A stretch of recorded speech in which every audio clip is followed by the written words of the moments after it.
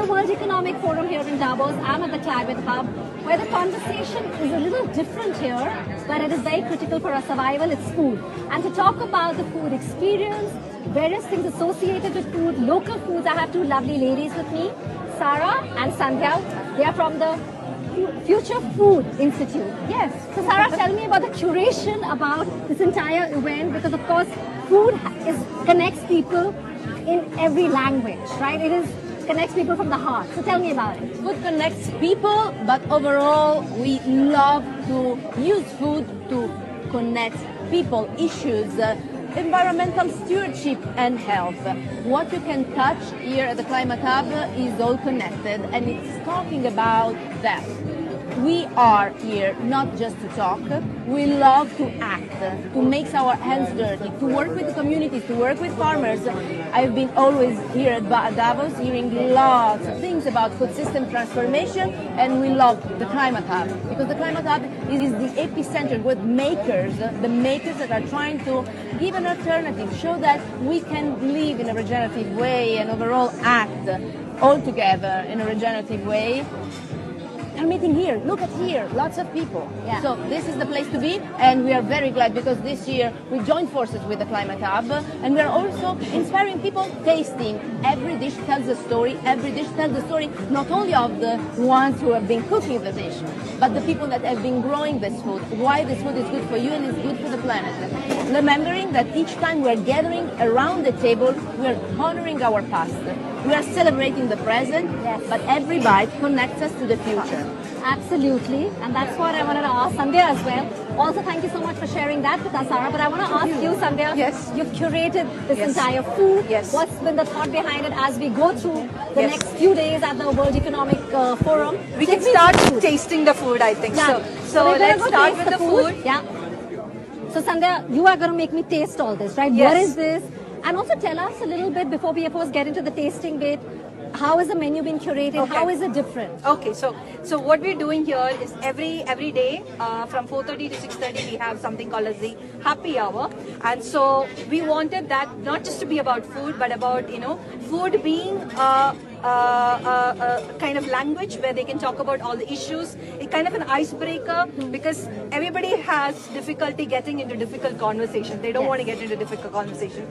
But when you have a plate of food and that talks about all the issues right there, then you really don't Kind have of a open way. up as well, Yeah, you right? just Yeah, don't. yeah. You have to do it. You have to talk So about what's it. on the menu today? So today we are focusing on microbes, so fermentation. So I come from the Food Alchemist Lab of the Future Food Institute. A lot of our work is focused on fermentation because fermentation is very important and there's a lot of potential for working on the saving the local food system. Not just the local food system, but generally. Yeah. From food waste to health, nutrition, a lot of it comes from traditional ancestral values of fermentation. Yes. So today we wanted to talk about fermentation, so we gave the theme microbes, flavors from microbes. So maybe not everybody knows about this, so that's why we wanted to also focus on that. So today we have radicchio, which is again coming from the local. So it's a local salad. It's salad. a local leaf. Yeah. So that is served with berries, again from the local region here, a relish made from the berries, wild berries. And then on top we have apples, also from the farmer here. So all local, healthy, so local, good for the gut. Exactly. Yeah, okay. Coming from a fermentation perspective, it's raw, it's fermented, so it's like that. And then here you have a tofu that is on top of it. It's a balance of soft texture, sour, sweet, all of that crunch. And so when you're thinking about food, you want to think about flavors, you want to think about nutrition, you want to think about also colors. You eat with your eyes and I stuff. can see it's a really nice, colorful plate. What about this? So this looks like this is a mushroom. very interesting plate. So it's again fermentation through fungi. So fungal fermentation, and also we wanted to talk about fungi, which is a very important ecosystem. Everybody talks about plants and fauna, but fungi is something that everybody forgets. Which is mushroom. Mushrooms, yes, the fruit of the fungal body. So here we have fermented the mushrooms with a spore called koji. So it's called Aspergillus oryzae.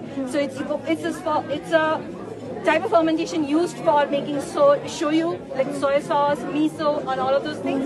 and it is what delivers umami in your mouth. So that's the flavor. That is your flavor. Okay, what you talk about I can't wait MSG. to try this. I can't Exactly. wait. Okay, and then quickly before I, yeah. And then this is pickled vegetables, cauliflower, carrots and fennels. And what is this in the middle? Again, all vegetables from the seasonal vegetables from here. Okay. And then you have pineapple, which is a very interesting process that I do to the pineapple. It's called blackening. It's cooking at a very low temperature. So that is the pineapple. Yeah, it's a blackened pineapple. Okay. So it's a kind of a Maillard reaction happening inside to the pineapple. It's an enzymatic transformation that happens to the fruit, and so it removes breaks down all the proteins and the sugars, and kind of caramelizes, gives it a very nice complex flavor. Okay. And it's also a way of cooking the center part of the pineapple that you generally just throw away. So it's also your kind of, I think it's about wastage, right? Food waste, circularity, fermentation, farmers, local food, local farmers, local and food of course system, healthy, a roots, bright, seasonality. So and what we always learned, right, while growing up, colorful plates. Yeah, which balanced has it all. nutrition here. So you Okay, have so I'm vegetables. going to you have quickly taste that. Okay, so I'm going to have the mushroom, and I cannot wait.